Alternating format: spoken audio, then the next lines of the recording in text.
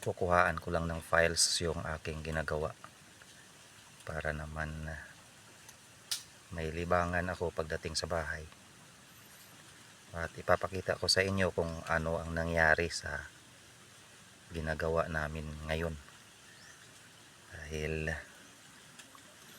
ako'y nangangamba na hindi ko matatapos ito bago dumating ang tag-ulan.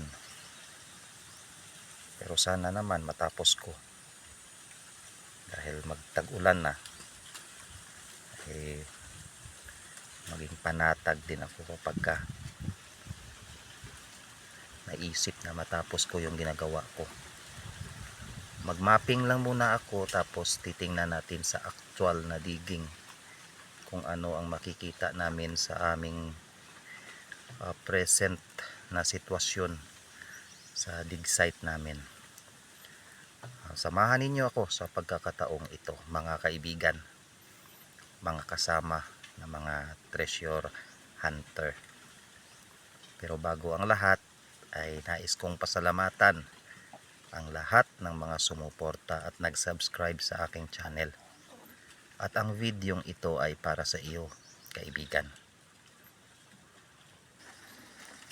Mula doon sa main map na kinuhaan natin hanggang dito sa spot map niya, ito yung pinaka spot map, at ito ang sinusundan natin, kasama rin yung general map, kung saan doon sa general map makikita natin yung mga multiple buried treasure sa palibot ng batong yun.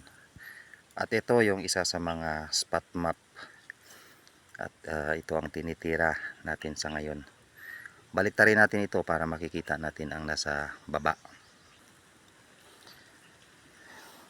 Ayan, makikita natin na pagdig natin ay naghiwalay.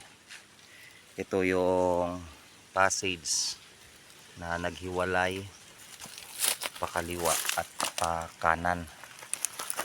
Ayan siya, oh. Kung mapansin ninyo, yung ito ang pakanan, dito naman yung pakaliwa, tapos mayroon siyang tuldok sa taas. Ibig sabihin daw niyan ay trap, kaya huwag tayong kakaliwa. Ito yung pulang bato ang kinaroroonan ng trap niya.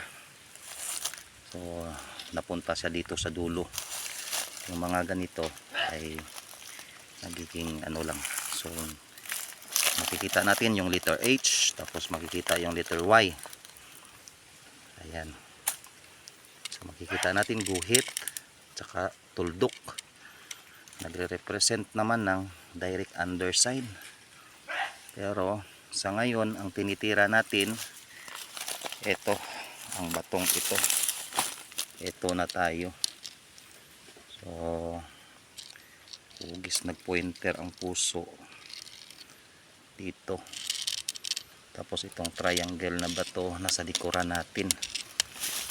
So inabot na natin ito. Ito, pakita namin sa inyo kung ano ang nandito. Square yan na bato.